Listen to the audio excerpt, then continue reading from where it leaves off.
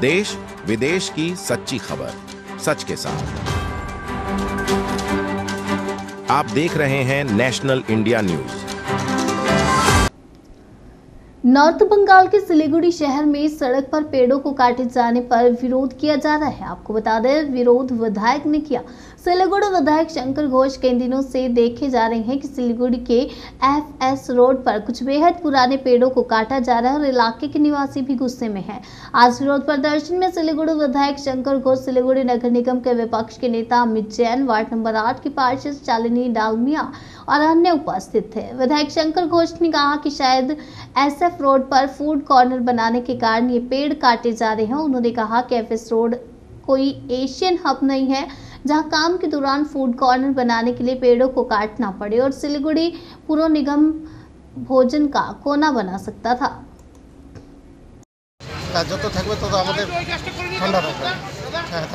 কিন্তু এই গাছগুলো যে কাটা তার জন্য পলিউশন বাড়ছে এবং অনেক কিছু গরম মাটি যাচ্ছে, একটা থাকা যাচ্ছে না। তো সেক্ষেত্রে আপনি কি বলবেন? ঠিক আছে, এটা বন্ধ করাই ভালো। এই যে কাটা হয়েছে, এটা যে কাটা হয়েছে কোনো কিছু না জানিয়ে, কোনো কিছু ইয়ে করে নিয়ে, আমরা কিছু বলতে পারলাম না। আমরা দেখলাম এই যে ডাল ছাড়লো, তারপরে গোড়ার থেকে উঠে আসলো। এবং এই যে গাছগুলোকে নিয়ে অন্য কোথাও প্ল্যান্টেশন করা উচিত, সেটা কি আপনি মনে করেন? এখনো দেখিনি, যেটা বলতে পারবো না। আপনার নাম? বাবলু দা। কোথায় থাকেন আপনি? আমি জলপাইগুড়ি ডিস্ট্রিক্টে। ধন্যবাদ। আমি বলি, আমাকে কাটলে কেন তুমি? Why did you cut me? হয়তো গাছ যদি কথা বলতে পারত, তারা ঠিক এই ভাষাতেই এই প্রশ্ন করত। আজকে সকালেই আমি কর্মসূচি করতাম, আমার মার শারীরিক অবস্থা খুবই খারাপ, তো আমাকে পরেই করতে হচ্ছে। আমি আজকে সকালে একটা মুখ্যমন্ত্রীর উদ্দেশ্যে নেক্সট স্যান্ডেলে আমি একটা আরটিআই পেপার ওনাকে পাঠিয়েছি এবং পোস্টও করেছি। সেখানে আমি কতগুলো প্রশ্ন রেখেছি।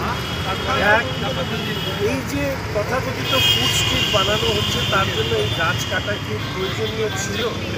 বিকল্প কোনো পন্থা থেকে শিলিগুড়ি মিউনিসিপ্যাল কর্পোরেশন এই কাজ করতে পারত কিনা, আমি আশা রাখি মাননীয় মুখ্যমন্ত্রী শিলিগুড়ি মিউনিসিপ্যাল কর্পোরেশনের কাছে এই বিষয়ে জানতে চাই। দ্বিতীয়ত হচ্ছে যে এই যে গাছগুলো কাটা হয়েছে, তার জন্য ফরেস্ট ডিপার্টমেন্টের কি পারমিশন আছে, সেটা কোথায়? যদি থাকে, গতকাল আমি এসেছিলাম, যারা গাছ কাটছিলেন তারা আমার উপস্থিতিতে ওরা আসছি দাদা বলে সবাই মিলে চলে গেছে। এবং পরবর্তীকালে আমি শুনেছি এর পদ্ধতিগতভাবে কোনো পারমিশন, এত বছরের গাছ কাটার জন্য যে কন্ডিশন আছে সেগুলো করা হয়। আমি জানি না সত্য মিথ্যা, নিশ্চিতভাবে কর্পোরেশন এবং ফরেস্টের জবাব দেবে। তৃতীয়ত হচ্ছে যে এই যে গাছগুলোকে আপরুট করা হয়েছে, এই আপরুটিং করার বা অ্যাপ্রোচিং করার ক্ষেত্রে বিশেষজ্ঞদের দরকার। কোন বিশেষজ্ঞরা এসে এইভাবে গাছ তুলে নিয়ে গেছে? জেসিপি দিয়ে ধাক্কা মেরেছে, গাছকে তুলে নিয়ে গেছে। এই গাছ বাঁচানো সম্ভব? আমি জানি না, হয়তো কর্পোরেশনে অনেক বড় বড় বিশেষজ্ঞরা আছে। কালকে দেখলাম এক অবস্থা, আজকে দেখছি একটা শিকড় পর্যন্ত কোথাও রাখা। আমার কাছে সেটাও একটা অদ্ভুত লাগে। ফলে এটা বিজ্ঞানসম্মতভাবে যদি তোলা না হয়, তাহলে এই গাছগুলো কি বাঁচানো সম্ভব? গাছ রেখে কি করা বলেছি। 4 নম্বর বিষয় হচ্ছে যে নিউ প্ল্যান্টেশনের ক্ষেত্রে পরিকল্পনা। এরকম আমি কয়েকটি বিষয় তুলে ধরেছি। আমি আপনাদের সাংবাদিক বন্ধুদের কাছেও সেটা কপিটা পাঠিয়েছি। আমি শুধু মনে করি যে নিশ্চিতভাবে উন্নয়নের প্রশ্নে অনেক কিছু আমাদের কম্প্রোমাইজ করতে হয়, কিন্তু এটা ন্যাশনাল হাইওয়ে নয়, এটা কোনো এশিয়ান হাইওয়ে নয়। এই রাস্তার থেকে গাছটা রেখেই যদি ফুড স্ট্রিটটা করা হতো, তাতে কি মহাভারত অশুদ্ধ হয়ে যেত? কেন গাছটাকে কাটা হয়, কী কারণে এই গাছগুলোকে সরানো হলো, সেইটা আমাদের জানার খুব আগ্রহ। যদি এটা নিয়ম বিরুদ্ধভাবে না হয়, নিয়ম মেনে না হয়, নিয়ম বিরুদ্ধভাবে হয়, তাহলে কর্পোরেশনকে জবাবদিহি করতে হবে। এবং আমি যে জিনিস নিয়ে বারবার করে বলেছি, উত্তরবঙ্গের জল, জঙ্গল, জমি, এটাকে রক্ষা করার দায়িত্ব কিন্তু আমাদের সবার, রাজনীতির ঊর্ধ্বে।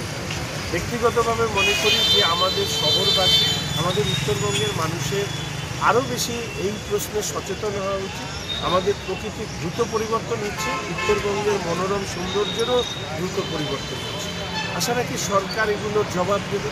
জবাব না দিলে অবশ্যই আমি যারা যারা এই কাজ করেছে আমি অবশ্যই আদালতের দ্বারস্থ হব যে কীভাবে এই ধরনের শহরের মাঝখানে একটা ফুড স্ট্রিট করবার জন্য এই আপলোডিং হয়েছে।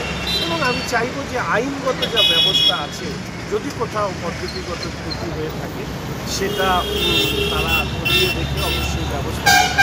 আর সর্বশেষ যে কথা বলবো যে মাননীয় গৌতমের মহাশয়, তিনি আমাদের এই শহরে অত্যন্ত এই মুহূর্তে one of the most veteran politician, তার হাতে শহর পরিচালনা আছে।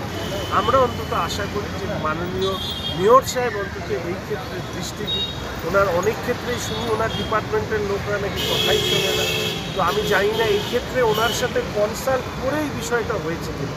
যদি হয়ে থাকে তাহলে গৌতমবাবু জবাব দেবেন, যদি না হয়ে থাকে যে আধিকারিকরা এই ক্ষেত্রে দায়ী তাদের বিষয়ে নিয়ম অনুযায়ী যা বিধান আছে সেটা নিতে হবে। এবং ফরেস্ট ডিপার্টমেন্ট, কাল এত বড় বড় গাছ কাটা হচ্ছে, ফরেস্ট ডিপার্টমেন্ট কোথায়, তাদের কি ভূমিকা আমি তো কিছু বুঝতে পারছি না। সেই জন্য আজকে আমরা এই স্লোগানটা দিয়েছি, আমাকে কাটলে কেন তুমি, why did you cut me. গাছ হয়তো থাকলে এই কথাই বলবো। আমি রাজ্য জুড়ে এই স্লোগানটাকে, বিশেষ করে খেলা নিয়ে আমি বলেছিলাম খেলার মাঠে খেলাই হবে, আজকে এই স্লোগানটা রেখেছি। সবই উত্তরবঙ্গের স্বার্থে সহযোগিতা কামনা করি সরকার।